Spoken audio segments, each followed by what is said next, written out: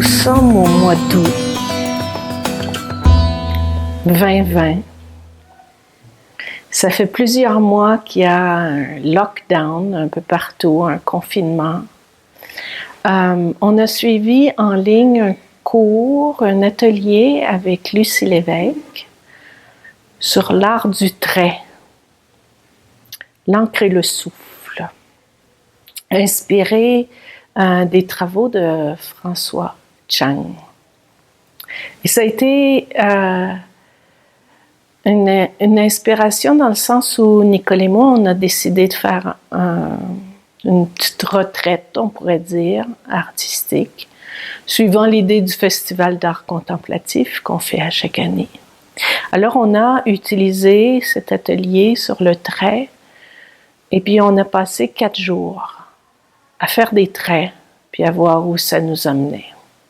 Évidemment, ça nous a amenés à des endroits bien différents, Nicole et moi, mais ça a été jusqu'à maintenant, puis j'ai l'impression que ça va influencer notre travail futur, mais ça a été vraiment une source d'inspiration très riche, très porteuse. Ce qui m'a touchée dans le trait, c'était vraiment l'idée de répétition. Puis ça m'a beaucoup rappelé quand on fait des pratiques dans le bouddhisme tibétain, on tient le compte. On tient le compte de combien de pratiques on fait, combien de récitations on fait. Puis à chaque fois que je faisais une récitation ou une pratique, je faisais une barre. Donc le trait de l'encre avec le pinceau, c'est devenu une façon de tenir le compte. Le compte, en ce moment, cette année, on utilise beaucoup Avalokiteshvara, qui est la présence de la compassion. On invite la présence de la compassion dans nos cœurs, dans nos esprits, dans nos vies. Alors, on récite Om Mani Padme Hum, Om Mani Padme Hum. Alors, à chaque Om Mani Padme Hum, ça donnait lieu à un trait qui était le début, le trait lui-même et la fin, comme Lucie nous l'a enseigné. Donc, le premier jour, j'étais vraiment dans l'idée de faire un trait, un mantra, Om Mani Padme Hum, Om Mani Padme Hum, Om Mani Padme Hum. Vraiment dans l'idée de non seulement garder le compte, mais de développer une attention très précise sur ce que je faisais. Le deuxième jour, ce qui apparaissait vraiment, c'était l'idée que la pratique du trait nous amène à développer une pleine présence, un peu comme la méditation peut le faire.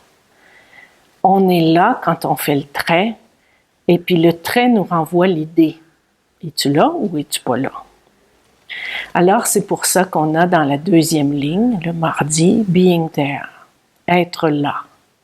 Donc, on a gardé le compte, être là, ce qui nous amène au troisième jour, or not, ou pas. Et puis, c'était très difficile le troisième jour, vraiment là. Garder le compte, ça marchait pas. Être là, c'était à peu près pas. Donc, la ligne du troisième jour, c'est or not, ou non. Pour nous amener, en fin de compte, au quatrième jour, dans la tradition tibétaine, la lettre A, c'est une lettre qui est associée au fait d'être là, sans référence, dans l'idée du moment présent, on pourrait dire, l'idée de la vacuité, de l'interdépendance. Mais les lettres tibétaines sont parfois un peu trop étranges à notre esprit. Alors, je me suis servi des traits, donc dans le même esprit d'être là, de faire un trait. Et puis, j'ai tenté de regarder comment on pourrait faire un « ah ». Ah, en bon québécois. Et puis, évidemment, il y en a des tonnes et des tonnes et des tonnes de A. Et je suis encore en train d'essayer de faire un A qui est pleinement présent et qui s'accorde avec la pratique du Mahamudra qu'on apprivoise tranquillement. Et donc, pour le jeudi, le mot du jeudi, c'est « Ah, ah, ah ». Ce qui donne le poème « Keeping count,